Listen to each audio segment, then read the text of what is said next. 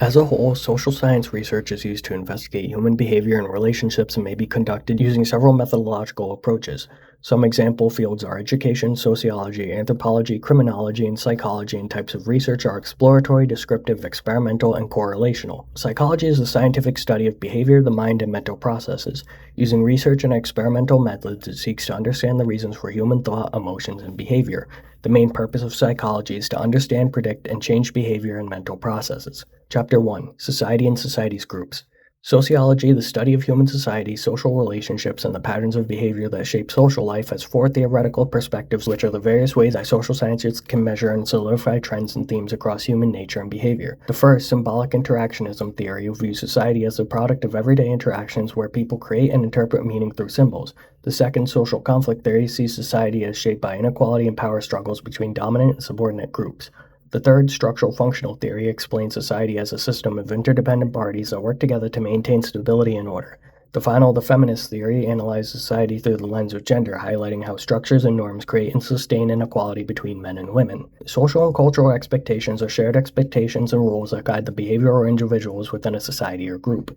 These norms shape what is considered acceptable or unacceptable, influencing everything from communication styles to dress codes and social interactions. They are deeply embedded in culture and can vary significantly between communities, often evolving over time as societies change.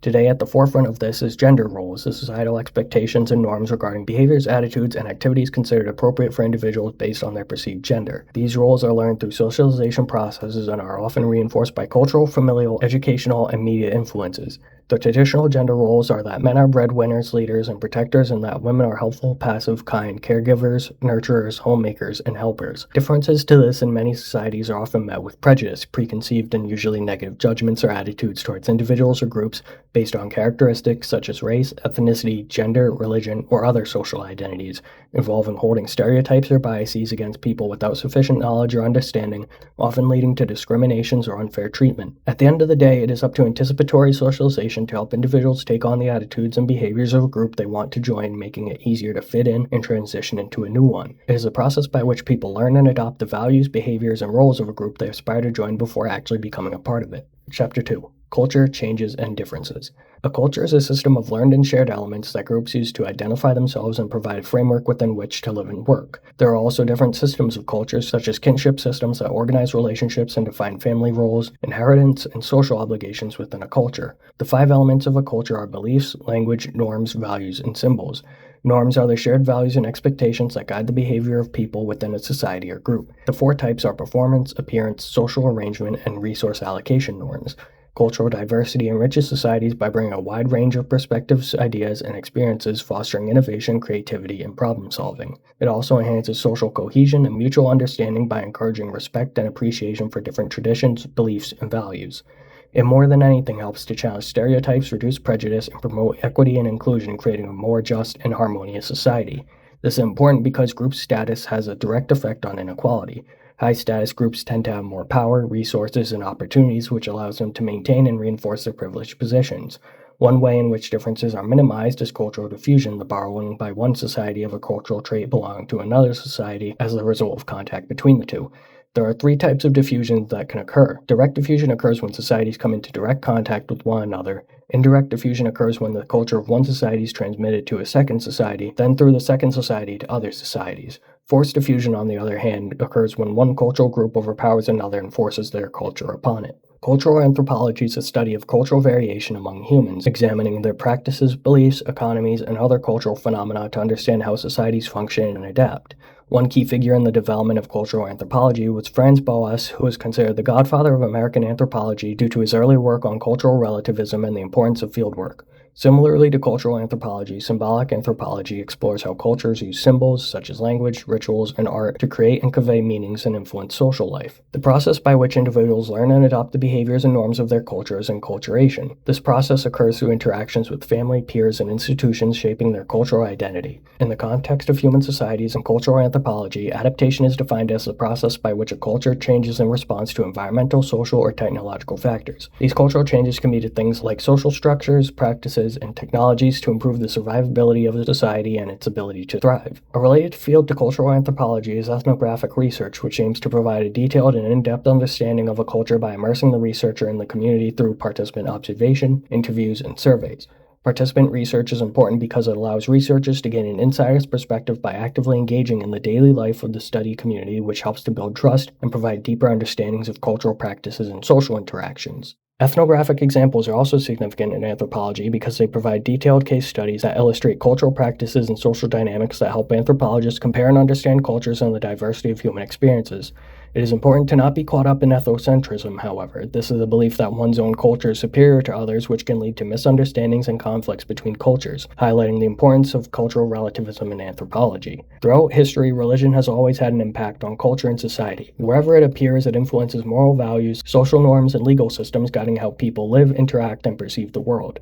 It can also foster community cohesion and a shared sense of identity, but it can also contribute to social divisions when different religious beliefs lead to conflict or exclusion as well. Religion is one of the key factors that shapes cultural traditions, rituals, and art, leaving a lasting impression on society's heritage and practices. Technology has also affected culture and society by revolutionizing communication and information, connecting people globally through the internet, social media, and the cloud. It has reshaped global economies and open markets for small businesses, influenced politics through protests and revolutions, and advanced transportation, bringing people together more sustainably as well. Chapter 3. Learning, Identity, and Development. Socialization is a process through which individuals learn and internalize the values, beliefs, and norms of their society. This process occurs throughout life and is essential for social participation.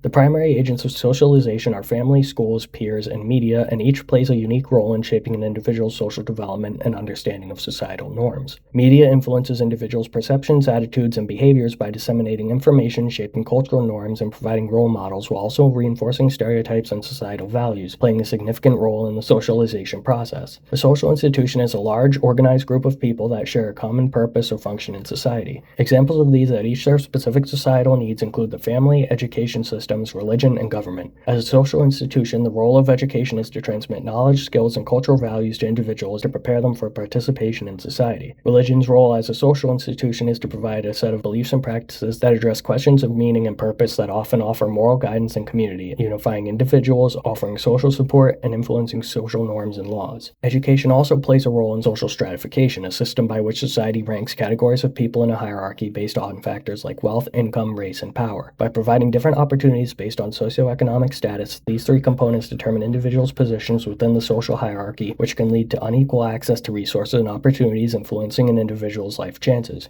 The difference between an ascribed and achieved status is that while an ascribed status is a social position assigned at birth or involuntarily later in life like race and gender, achieved status is a social position earned or chosen based on actions and accomplishments like career and education. These statuses influence social identity and interactions within society. The concept of a social role refers to the expected behaviors, rights, and obligations associated with a particular social status. These roles guide individuals' actions and interactions, helping to maintain social order and predictability. In psychology, the primary focus of any learning theory is to understand how individuals acquire, process, and retain knowledge and skills by exploring different processes such as conditioning, reinforcement, and observational learning. One type of learning is operant conditioning, in which behavior is controlled by consequences such as rewards or punishments. The theory was developed by B.F. Skinner, who used positive and negative reinforcement to increase or decrease the likelihood of behaviors. The mental process of acquiring knowledge and understanding through thought, experience, and the senses is known as cognition, which encompasses processes like perception, attention, memory, and problem solving, which are essential for understanding and interacting with the world. In cognitive psychology, the three main types of memory are sensory, short-term, and long-term. According to John Piaget's theory of cognitive development, children's thinking evolves over 4 stages, each characterized by different cognitive abilities and ways of understanding the world. These are the sensory-motor stage, the pre-operational stage, the concrete operational stage, and the formal operational stage. Structuralism and functionalism are integral factors in behavioral sciences. Structuralism, founded by Wilhelm Wundt, uses introspection to study the structure of the mind but is criticized for being too subjective. Functionalism, on the other hand, was developed by William James and focuses on how behaviors function to aid survival and evolutionary fitness, emphasizing the evolutionary purpose of behaviors.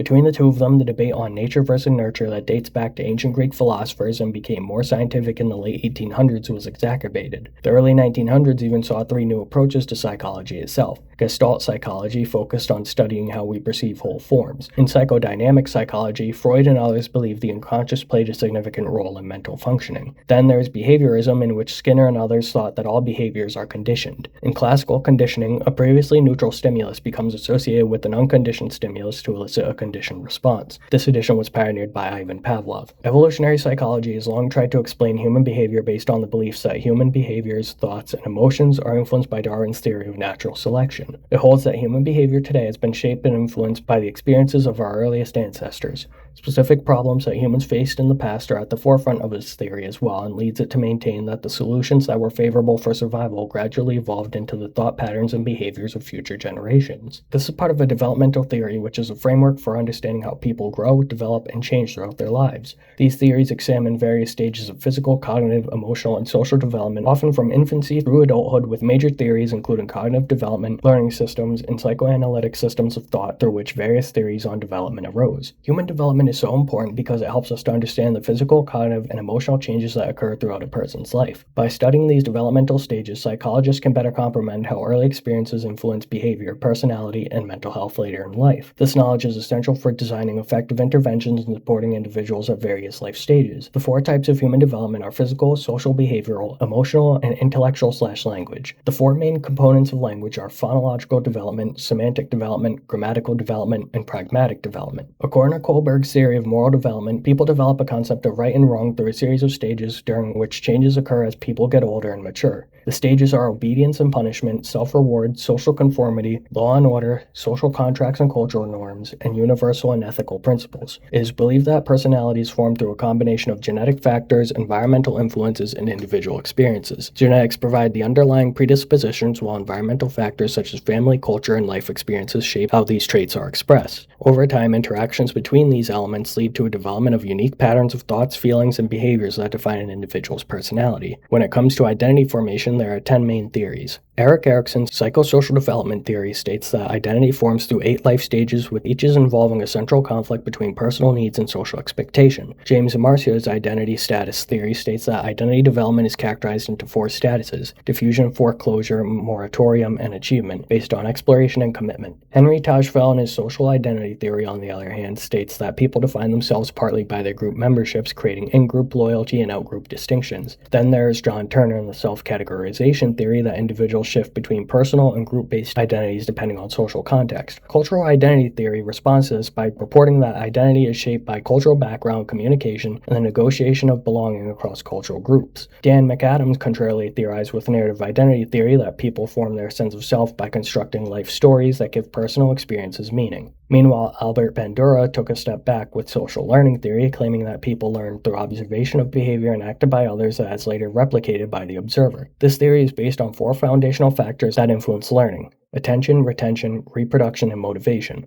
Attention is crucial for information processing and can be selective, divided, or sustained depending on the task and environment. Motivation is the internal drive that prompts individuals to take action towards achieving a goal and could be influenced by various factors including biological needs, emotional states, and social influences. The 2 main types of motivation in psychology are intrinsic motivation, which comes from the individual, such as personal satisfaction, and extrinsic motivation, which involves external rewards or pressures. Similar to social learning theory is the intersectionality theory from Kimberly Crenshaw, in which identity is shaped by overlapping systems of social categories like race, gender, and class, which interact to create unique experiences of oppression or privilege. Postmodern theories of identity tend to see it as fluid, fragmented, and constantly reconstructed rather than fixed or unified. One of the perhaps most famous theories, however, is Peter Burke's identity control theory, with which he theorized that people maintain consistency between their self-concept and how others perceive them through feedback and self-regulation. The sense of self refers to an individual's perception of their own identity, encompassing their beliefs, values, and unique characteristics. Self-socialization is a process by which individuals actively shape their identity and behaviors by internalizing societal norms, roles, and expectations, often through observation and imitation. Family system theory is a psychological framework that views the family as an interconnected system where each member's behavior affects and is affected by the other members. This was developed by Murray Bowen, and the theory emphasizes that individuals cannot be understood in isolation from their family unit, as the family operates as an emotional system with its own patterns, roles, and dynamics. In relation, family structure is fundamentally important because it provides essential support, love, and connection benefiting all members, especially children. In all, there are 6 types of families: the nuclear family, or 2 parents with 1 or more children, the same-sex family, the single-parent family, the step family, the extended family, and the grandparent family.